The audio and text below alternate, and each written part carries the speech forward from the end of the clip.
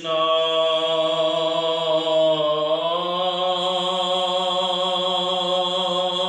শংকৰ গুৰু হৰি ৰাম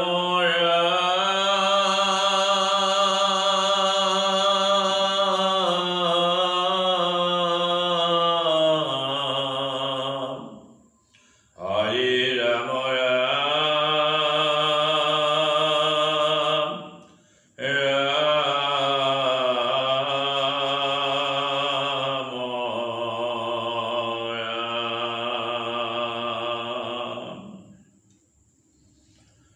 কৃপালু বান্ধৱ সমস্ত আই মাতৃ সমস্ত আমি কৰ্মশঃ আগবঢ়াই অহা নিগম শাস্ত্ৰ মহাভাগৱত ভাগৰ পৰ্যালোচনাৰ বাবে আমি আপোনাৰ সবৰ শ্ৰী চৰণত সেৱা ধৰিছোঁ।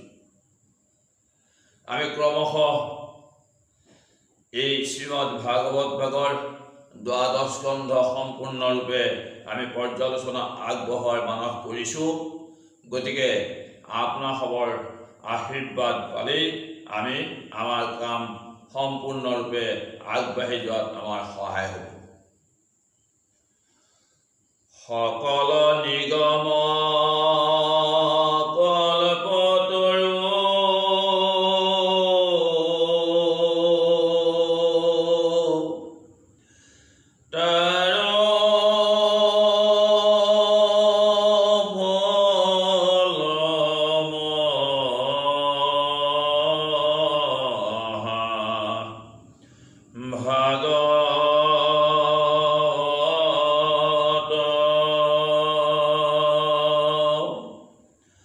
হুকমুখে আহি ভূমিত ভৈলা বিদিত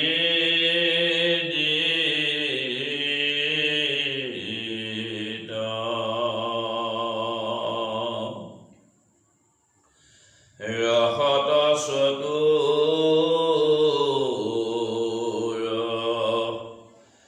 যিটো জন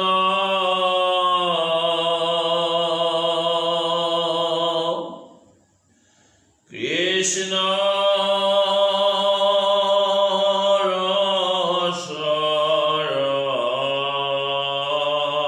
শৰণে দিয়া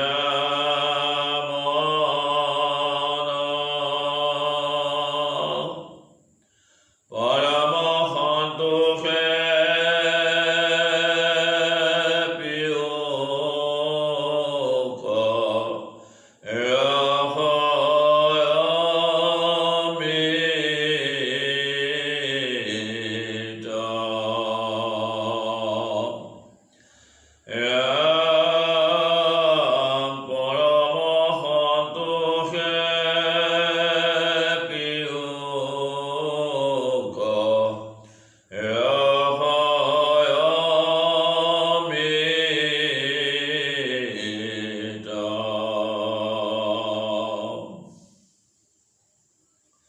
বান্ধৱ সমস্ত আমি দ্বাদশ স্কন্ধ ভাগৱতৰ প্ৰথম অধ্যায়ৰ পৰাই এই দ্বাদশ স্কন্ধ ভাগৱত আমি ক্ৰমান্বয়ে আগবঢ়াই যাম। হয়তো ইয়াত কোনোবাখিনি টকা পিছত অহা দুটা ভুলভ্ৰান্তি হ'ব পাৰে। আপোনাৰ সবৰ দাস বুলি যাতে ক্ষমা কৰে। শ্ৰীকৃষ্ণায় নমঃ। ৰাজবংশাৱলী আৰু কলি ধৰ্ম কথন পদ। জয় জয় কৃষ্ণ প্ৰভু ইষ্টদায়ক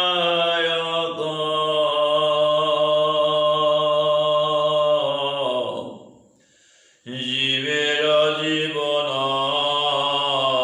যদু জগত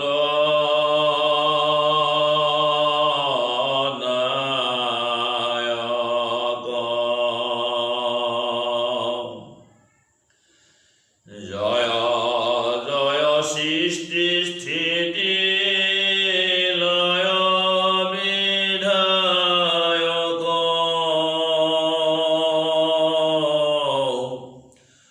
অহ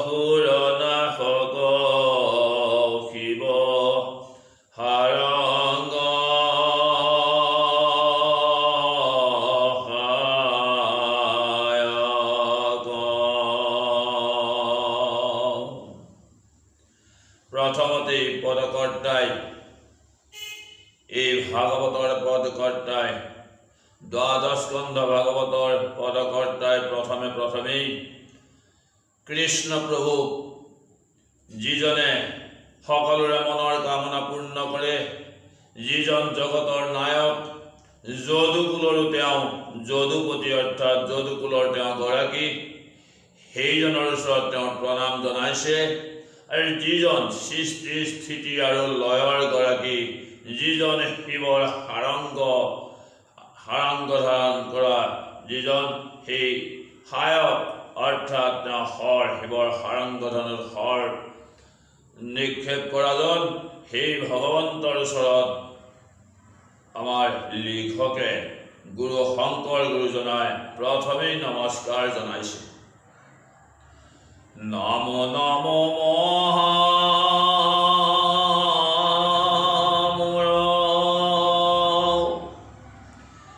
গুৰু হৃষিকেশ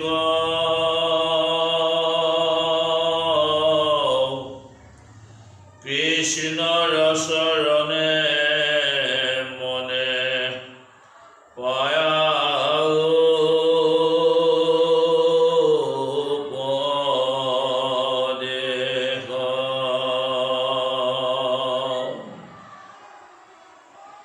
দ্বাদশ স্কন্ধৰ কথা হস্ৰ দীৰ্ঘ সন্দেহ,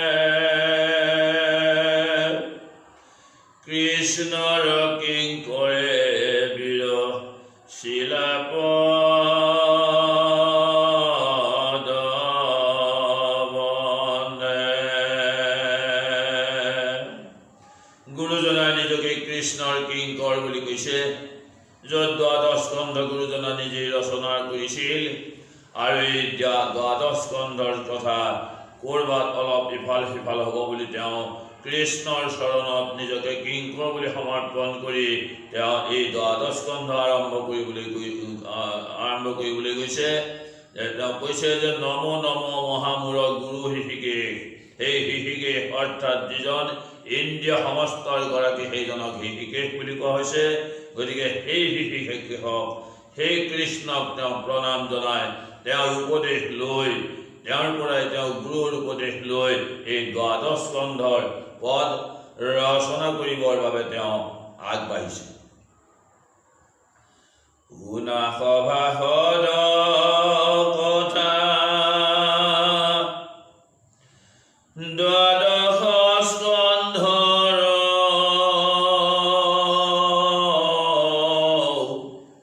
প্ৰসিদ্ধ অমৃত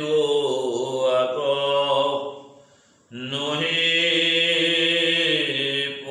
পতন্তৰ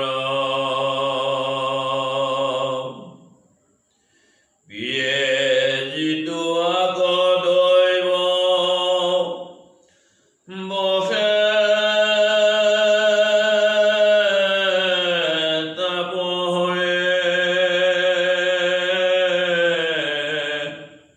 শ্ৰৱণ মাত্ৰকে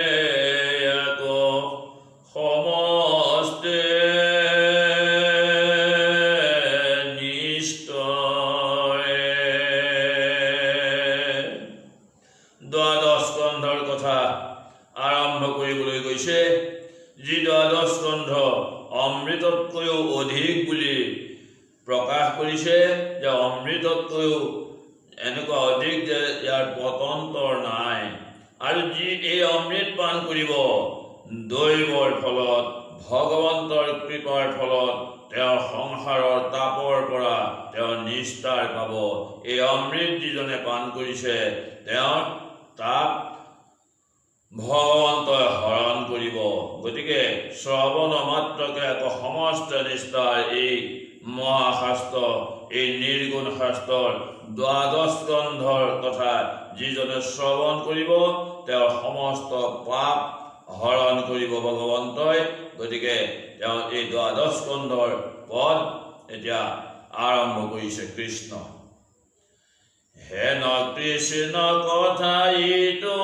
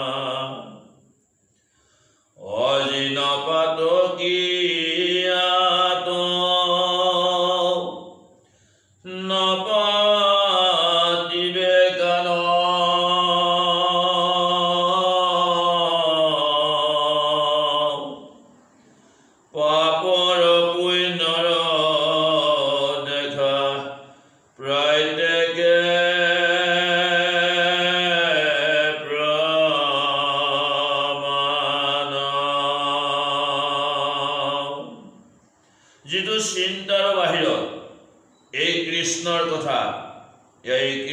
কথাৰ মহিমা অপাৰ, যিটো আমাৰ চিন্তাৰ বাহিৰত, আমাৰ দৃষ্টিৰ বাহিৰত এই কৃষ্ণৰ কথা যিজনে শুনে তেওঁৰ পুণ্যৰ আৰু কোনো সীমা নাই। যিজন মহাপাতকী, যিজন অজিন পাতকী, তেওঁ এই কৃষ্ণৰ কথাত আৰু তেওঁ কাণ পাতিবৰ সময় নাই। গতিকে এই পাপ আৰু পুণ্যৰ কথা য'ত দ্বাদশ স্কন্ধৰ ভাগৱতে প্ৰকাশ কৰিবলৈ আগবাঢ়িছে, যি কৃষ্ণৰ কথা শ্ৰৱণ কৰিলে যি পাপ হৰণ হয় বুলি শাস্ত্ৰই প্ৰকাশ কৰিছে। গতিকে আমি এই মহাভাগৱত শাস্ত্ৰ শ্ৰৱণ কৰি আমাৰ সমস্ত পাপ দূৰীভূত কৰাৰ বাবে আমি আগবাঢ়িব খুজিছোঁ। কৃষ্ণ মাধৱত মতি দিয়া শুনিও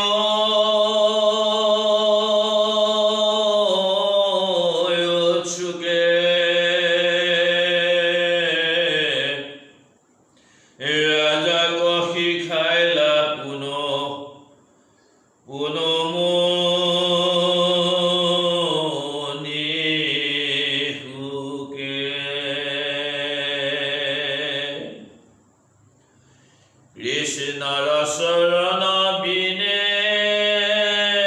নাহিকে মুকুতি,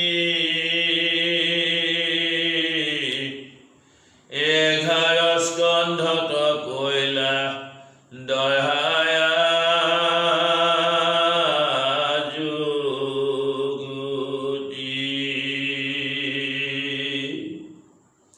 যি মহাশাস্ত্ৰবাদ মহাৰাজ পৰীক্ষিত, যিজন পাণ্ডৱৰ নাতি, যিজন তৃতীয়বাৰলৈ তেওঁ ৰাজাধিৰাজ, তেওঁ একছত্ৰী ৰজা হৈছিল, ব্ৰাহ্মণৰ শাপত শাপিত হৈ যিজনে 7 দিনৰ ভিতৰত দেহ ত্যাগ কৰাৰ মানস কৰি গংগাৰ তীৰত উপবেশন কৰি আছে, সেইজন মহাৰাজ পৰীক্ষিতক জ্ঞান দান দিবৰ বাবেই আগবাঢ়ি আহিছে ব্যাসনন্দন আত্মাৰাম মহামুনি শুক।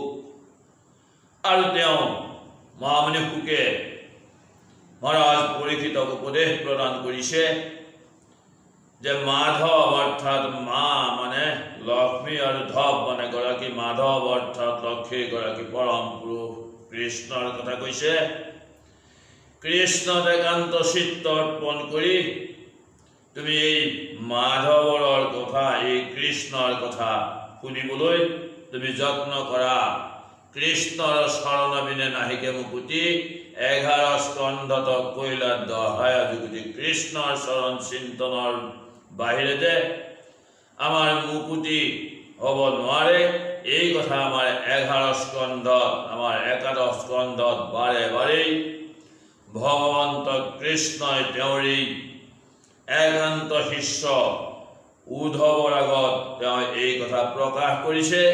গতিকে একান্ত মনে একান্ত চিত্তে কায় মন বাক্য ভগৱন্তত অৰ্পণ কৰি আমি ভগৱন্তৰ গুণানুকীৰ্তন আমি শ্ৰৱণ আৰু কীৰ্তন কৰিব পাৰিলে আমাৰ যে মুক্তি হ'ব, সেই কথাটো মহাৰাজ পৰীক্ষিতক কোৱাৰ ফলেৰেই আমাৰ নৰ সমাজৰ প্ৰতি এই উপদেশ প্ৰদান কৰিছে আত্মাৰাম ব্যাসদেৱৰ পুত্ৰ আত্মাৰাম মহামুনি শুকে। কৃষ্ণৰ চৰিত্ৰ বৰ্ণাইলা প্ৰপঞ্চে,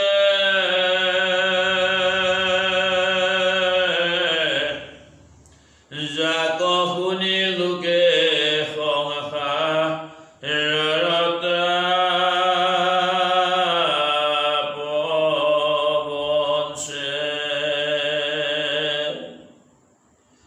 কৃষ্ণৰ কৃপায় মুনি দেন্তয় উপদেশ, দ্বাদশ স্কন্ধৰ কথা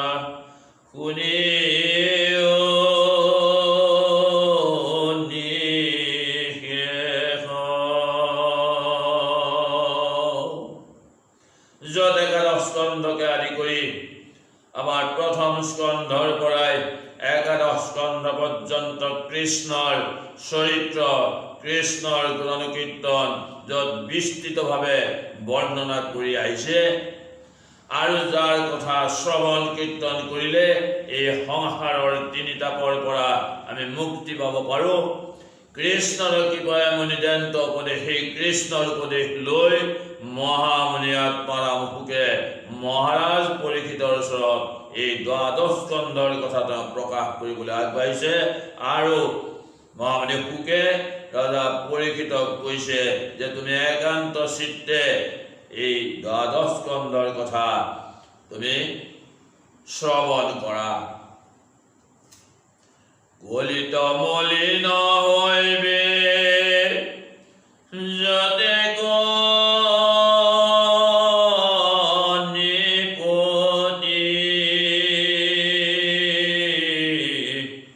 গুচিবে আচাৰ ধৰ্ম হইবে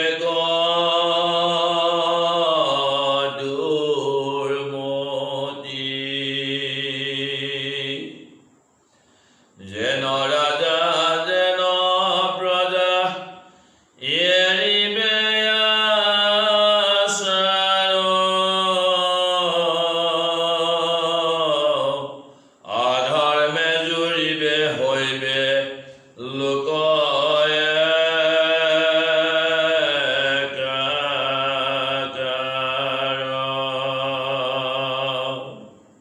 যি সময়ত মহাৰাজ পৰীক্ষিতে শাসনভাৰ লৈছিল, হস্তিনাপুৰৰ শাসনভাৰ যেতিয়া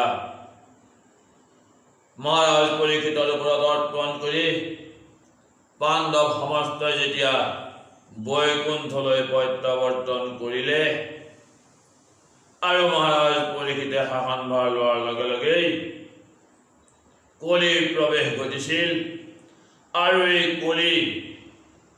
এই কলিত যে সকলো ৰজা, সকলো যে দুৰ্মতি হ'ব, সকলোৰে যে মন মলিন হ'ব আৰু সকলোকে যেন সকলোৱে অন্তৰৰ পৰা ধৰ্ম যে আঁতৰ হ'ব, সকলোৰে মন দুষ্ট, একান্ত দুষ্ট চিত্ত হ'ব সকলোৰে। আৰু যেন ৰজা যেন প্ৰজা এৰিবে আচাৰ, ৰজাই হওক বা প্ৰজাই হওক তেওঁলোকে নিজৰ আচাৰ ব্যৱহাৰ সকলো এৰিব, অধৰ্মে জুৰিবে হইবে লোক একাকাৰ। একমাত্ৰ কলিত অধৰ্মৰ প্ৰভাৱ বিস্তাৰিত হ'ব। গতিকে এই কলিত একমাত্ৰ হৰিৰ নাম, এতিয়া একমাত্ৰ কৃষ্ণৰ চৰণ বিনে যে মুকুতি নাই, এই কথা মহামুনি শুকে মহাৰাজ পৰীক্ষিতৰ ওচৰত প্ৰকাশ কৰিবলৈ আগবাঢ়িছে। যেন যেন অনৰ্থ মিলাইবে দুষ্ট কলি,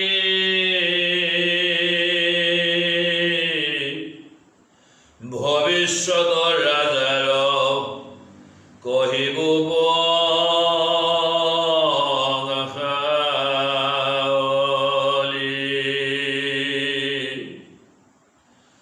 উপজায় লোকৰ মনত বিৰকতি, দুনাই দুনাই নিপতিত দহাই যুগুতি। এই দুষ্ট কলিয়ে কিনো অনৰ্থ আনিব, কাৰ অন্তৰত কেনেকুৱা ধৰণৰ অনৰ্থ আনিব, গতিকে কাৰ অন্তৰত কি আহিছে এই কথা প্ৰকাশ কৰিবৰ বাবেই এতিয়া মহামুনি শুকে মহাৰাজ পৰীক্ষিতৰ ওচৰত ৰাজবংশাৱলীৰ কথা বৰ্ণনা কৰিবলৈ আগবাঢ়িছে। কোন ৰজাইনো কি কাম কৰিব, কেনেকৈ প্ৰজা শাসন কৰিব, তেওঁলোকক কলিয়ে যেতিয়া পীড়িত কৰিব, কলিৰ প্ৰভাৱত তেওঁলোকে কেনেকৈ ৰাজ শাসন চলাব, সেইবাবে এই ৰাজবংশাৱলীৰ কথা 12 স্কন্ধত মহামুনি শুকে মহাৰাজ পৰীক্ষিতৰ ওচৰত প্ৰকাশ কৰিবলৈ আগবাঢ়িছে। উপজায় লোকৰ মনত বিৰকতি, দুনাই দুনাই নিপতিত দহাই যুগুতি। কেনেকৈনো মানুহৰ মনত বিৰক্তি আহিব, এই বিষয় বাসনা ত্যাগ কৰি কেনেকৈ বিৰক্তি আহিব, বিষয়ৰ প্ৰতি কেনেকৈ বিৰাগ আহিব, সেইকাৰণেই ৰজাক বাৰে বাৰে মুনিয়ে বাৰে বাৰে উপদেশ প্ৰদান কৰিছে যে কায় মন বাক্যে একান্ত চিত্তে কৃষ্ণত অৰ্পণ কৰি একমাত্ৰ এই হৰিৰ কথা শ্ৰৱণ কীৰ্তন আৰু মনন কৰা। অয়েহি হেতু দ্বাদশ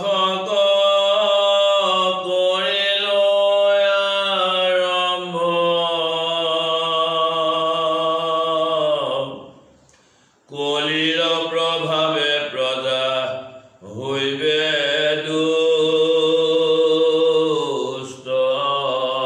দম্ভ, তাহাঙ্ক কৃপায়ে কৈলা মহামুনি সুকে, টিকাৰ সন্মত ছয় শুনিলা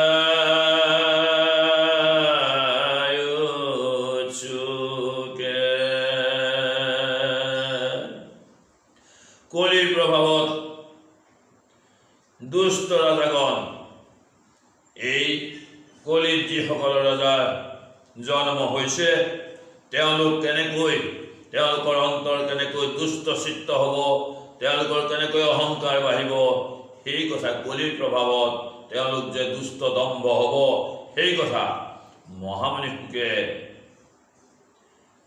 মহাৰাজ পৰীক্ষিতৰ ওচৰত ক'বলৈ গৈছে। আৰু কেনেকৈনো তেওঁলোক এই ৰজা সমস্ত তাহাঙ্ক কৃপাই কৰিলা, মহামুনি সুকে তেওঁক কৃপা কৰিবৰ কাৰণে, পৰীক্ষিতক উদ্ধাৰ কৰিবৰ কাৰণে এই ৰজা সমস্তনো কেনেকৈ দম্ভদৰ্প হৈছিল কলিত, গতিকে সেইসকলৰ কথা তেওঁক উদাহৰণ দাঙি ধৰিছে।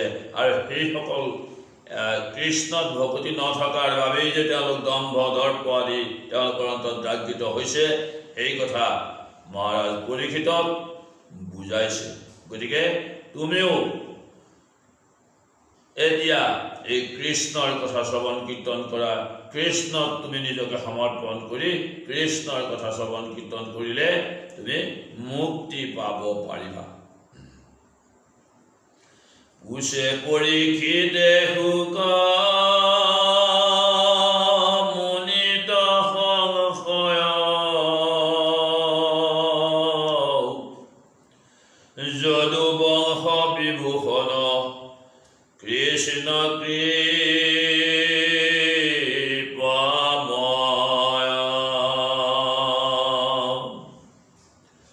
বৈকুণ্ঠক গৈলা সবে প্ৰচাৰী চৰিত্ৰ, কয়ুকাৰ বংশে ৰাজা ভৈলা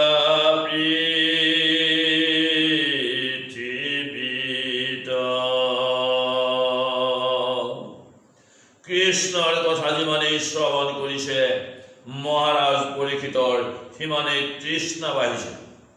আৰু সেয়েহে যিহেতু মহামুনি সুকে কৈছে যে এই কলিত যিহেতু ৰাজা সমস্ত তেওঁলোকে দম্ভ দৰ্প তেওঁলোকৰ অহংকাৰ আদিহে হ'ব, কেনেকৈ একমাত্ৰ হৰিক শ্ৰৱণ কীৰ্তন হৰিক চিন্তন নকৰাৰ বাবেই যে তেওঁলোকৰ এই দম্ভ দৰ্পই তেওঁলোকক লগ ল'ব, সেই কথা যিহেতু মহামুনি সুকে মহাৰাজ পৰীক্ষিতৰ ওচৰত প্ৰকাশ কৰিছে, সেয়েহে মহামুনি সুকে এতিয়া তেওঁৰ মনত সংশয় উপজিছে।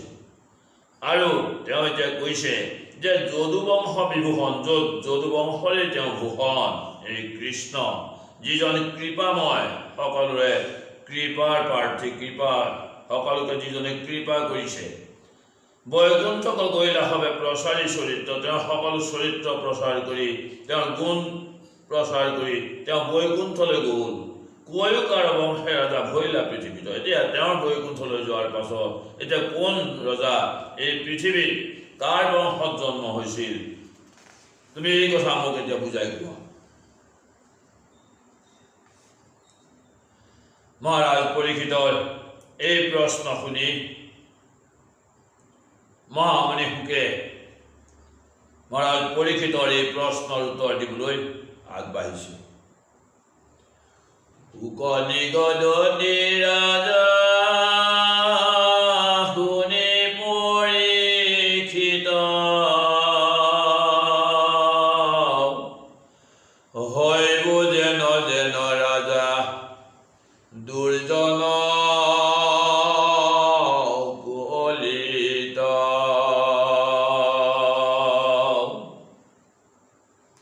হৈ সাৱধান নিপতিক বুলি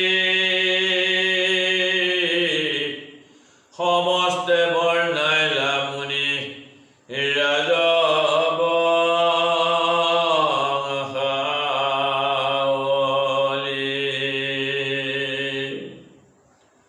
পৰীক্ষিতৰ প্ৰশ্নৰ উত্তৰ দিবলৈ মহাৰাজ পৰীক্ষিত তেওঁ যি প্ৰশ্নৰ অৱতাৰণা কৰিছিল মহামুনি শুকৰ ওচৰত, সেই প্ৰশ্নৰ উত্তৰ দিবলৈ গৈছে। আত্মাৰাম শুক তেওঁলোক কোন ৰজা কেনেকৈ আহি এই কলিত জন্ম লৈছিল সেই কথা তেওঁ প্ৰকাশ কৰিছে আৰু কৈছে যে মই এতিয়া সকলো কথা তোমাৰ ওচৰত প্ৰকাশ কৰিম, এই ৰাজবংশাৱলী মই তোমাৰ ওচৰত প্ৰকাশ কৰিম, তুমি সাৱধানে তুমি একান্ত মনে তাক শ্ৰৱণ কৰা। যাৰ অৱগেহে ৰাজা হোয়া ভুঞ্জিবে কমহি যতে কবৰি সজাৰ বংশ থাকে ৰহি পাত্ৰে হইবে ৰাজা জিতো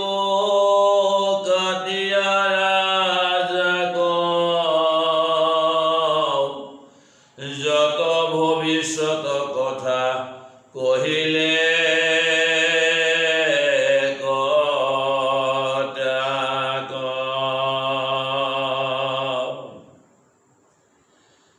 পৰীক্ষিতৰ উত্তৰ দিবলৈ গৈ শুকে তেওঁক কৈছে যে যাৰ বংশত ৰজা হৈয়া ভুঞ্জিবে কমহি যতে কবৰি যাৰ বংশ থাকে ৰহি, যাৰ বংশত কোনে কাৰ বংশত জন্ম ললে, কোনে কাক কাটি মাৰি কোন ৰজা হ'ল, এই সকলো বিতন্তা মহাৰাজ পৰীক্ষিতৰ ওচৰত বৰ্ণনা কৰিলে। কলিত হৈবে গবে যত যত ৰাজা এৰিবে আচাৰ ধৰ্ম পিৰিবে প্ৰজা মহা অহংকাৰী ক্ৰোধী পৰম প্ৰচণ্ড অল্প অপৰাধত কৰিবে উগ্ৰদণ্ড। এই ঘোৰ কলিত যিসকল ৰজা হ'ব তেওঁলোকে সকলো আচাৰ ধৰ্ম ৰীতি নীতি সকলো ত্যাগ কৰিব, সকলোৱে মহা অহংকাৰী হ'ব, সকলোৱে ক্ৰোধপৰায়ণ হ'ব আৰু তেওঁলোক প্ৰচণ্ড পাপী হ'ব আৰু তেওঁলোকে কি কৰিব, অলপ অপৰাধতেই তেওঁলোকে প্ৰজা সমস্তক উগ্ৰ শাস্তি প্ৰদান কৰিব। স্ত্ৰীবধ ব্ৰহ্মবধ গোবধ পাতে বলে হৰিবে কপৰ দ্বাৰা প্ৰত্যেক অসত্য পাতকী আদি হৈবে কুদাতা সাৰিবে মৰ্যাদা নমানিবে পিতা মাতা। কলিত যে কি কৰিব, কলি ধৰ্মত এই কলিকালত সেই ৰজা সমস্তই কি কৰিব এই কথা প্ৰকাশ কৰিছে যে তেওঁলোকে স্ত্ৰীবধ ব্ৰহ্মবধ গোবধ আদিকে ধৰি পৰদ্বাৰ হৰণ কৰা, পৰ স্ত্ৰী হৰণ কৰা যি পাপ, তেওঁলোক অসত্য, তেওঁলোক পৰম পাতকী হ'ব আৰু সেইসকলে তেওঁলোকৰ পিতা মাতাকো নামানিব। গতিকে এই কলিৰ প্ৰভাৱত এই ৰজাসকল এনেকুৱা দুৰ্দান্ত হ'ব বুলি মহাৰাজ পৰীক্ষিতক এই কথা সুকমুনিয়ে তেওঁ বুজাইছিল। খনেকে হৰিষ শুক খনেকে আকুল কামাতুৰ নচাৰিবে জাতি কুল পৰদৰ গমন পতেকে হৈবে ভ্ৰষ্ট আতি ক্ষুদ্ৰ আয়ু অল্প কালে যাইবে নষ্ট। তেওঁলোক খনেকতে আনন্দিত হ'ব, খনেকতে তেওঁলোক ব্যাকুল হ'ব, তেওঁলোক কামাতুৰ হ'ব, তেওঁলোকে জাতি কুল কোনো বিচাৰ নকৰিব, তেওঁলোক মহাপাতকী হ'ব। কেনেকৈ? পৰস্ত্ৰী হৰণ কৰি তেওঁলোক মহাপাতকী হ'ব। আৰু ক্ষুদ্ৰকায়, তেওঁলোকৰ কায় অল্প ক্ষুদ্ৰকায় হ'ব, অলপ আয়ু হ'ব, তেওঁ অলপ সময়ৰ ভিতৰতেই তেওঁলোকৰ প্ৰাণ নাশ হ'ব। মহন্ত জনতবাদী মিলাইবে বিপাক স্ত্ৰী বলে নিবে বেহি পিৰিবে প্ৰজাক আদি অনাচাৰী বেবিচাৰী অকুলীন মহাম্লেশ সবে ধৰি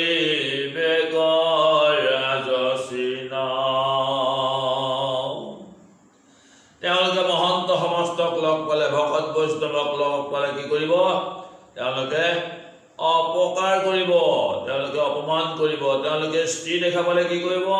তেওঁলোকে বলে সৈতে হৰণ কৰিব, প্ৰজাক পীড়িত কৰিব, তেওঁলোক অনাচাৰী হ'ব, বেভিচাৰী হ'ব, অকুলীন হ'ব। আৰু কি হ'ব? মহাম্লেশ যিসকল, সেইসকলেই এই ৰাজচিহ্ন, তেওঁলোকে ৰজা হৈছো বুলি, মই ৰজা বুলি তেওঁলোকে দম্ভ অহংকাৰ কৰিব। হেন ৰাজা হব যি দেশৰ অধিকাৰী তাতে অনুবৰ্তী থাকে যতন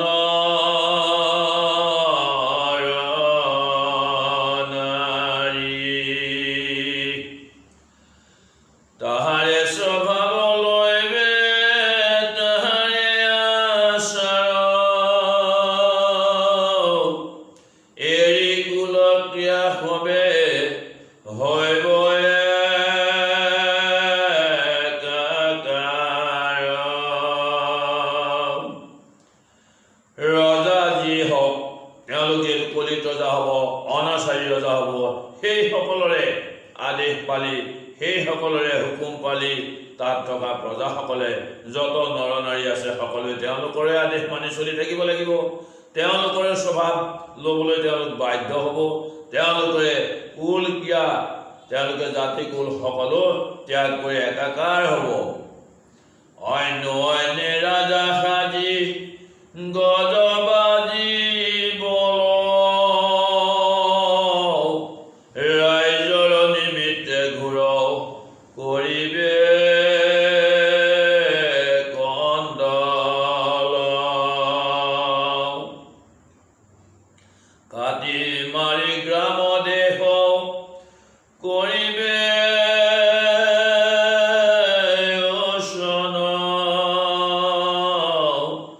মহাপীড়া পায়া ক্ষয় হৈবে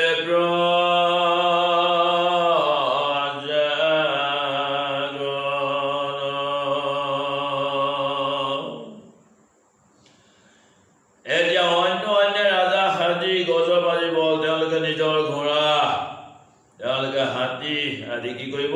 এয়া লৈ ৰাজ্যৰ নিমিত্তে তেওঁলোকে কণ্ডল কৰিব। তেওঁ কাটি মাৰি সকলো দেশ উচ্ছন্ন কৰিব। মহাপীড়া প্ৰায় ক্ষয় হৈবে প্ৰজাগণ, দেশত যিমান প্ৰজা থাকিব এই প্ৰজাসকলকো ক্ষতি কৰিব, ক্ষয় কৰিব। গতিকে অধৰ্মই যেতিয়া পীড়িত কৰিব, কলিয়ে যেতিয়া এই দুৰ্জন কলিয়ে যেতিয়া পীড়িত কৰিব, তাত যিসকল ৰজাই তাত শাসন কৰিব, এই শাসন কৰা ৰজাসকলৰো কলি যেতিয়া আহিব, কলিৰ দ্বাৰা পীড়িত হৈ তেওঁলোকে একমাত্ৰ এই অকৰ্ম, অধৰ্ম, অনাচাৰত তেওঁলোক লিপ্ত হ'ব। কৃষ্ণ বান্ধৱ সমস্ত, আমি ক্ৰমান্বয়ে দ্বাদশ স্কন্ধ আমি পৰ্যালোচনা আগবঢ়াই যাম। আমি আজি এই কলি প্ৰজাসৱৰ এই দুৰাচাৰ, তেওঁলোকৰ মনোভাৱৰ কথা শাস্ত্ৰই যি প্ৰকাশ কৰিছে, আমি তাকেইহে প্ৰকাশ কৰিবলৈ গৈছোঁ। আমি ক্ৰমান্বয়ে এই দ্বাদশ স্কন্ধ আমি আগবঢ়াই যাম। আমি আজি প্ৰথম যিহেতু আৰম্ভ কৰিছোঁ, আমি আজি ইমানতেই আমাৰ এই পৰ্যালোচনা আমি সামৰণি মৰা মানস কৰিছোঁ। আমাৰ এই পৰ্যালোচনা আপোনাসৱৰ মনোগ্ৰাহী হ'লে আমাৰ প্ৰতি আপোনাসৱে আশীৰ্বাদ প্ৰদান কৰিব। আপোনাসৱে আমাৰ এই চেনেলটিক ছাবস্ক্ৰাইব কৰিলেই আপোনাসৱৰ আশীৰ্বাদ আমাৰ প্ৰতি প্ৰদান কৰা হ'ব। আৰু এই চেনেলটো ছাবস্ক্ৰাইব কৰিব, লাইক কৰিব, এয়াই হ'ব আপোনাসৱৰ আমাৰ প্ৰতি আশীৰ্বাদ। আমি পুনৰবাৰ আপোনাসৱৰ শ্ৰীচৰণত সেৱা জনাই আমি আজিৰ পৰ্যালোচনা ইমানতেই সামৰণি মাৰিছোঁ। কৃষ্ণ।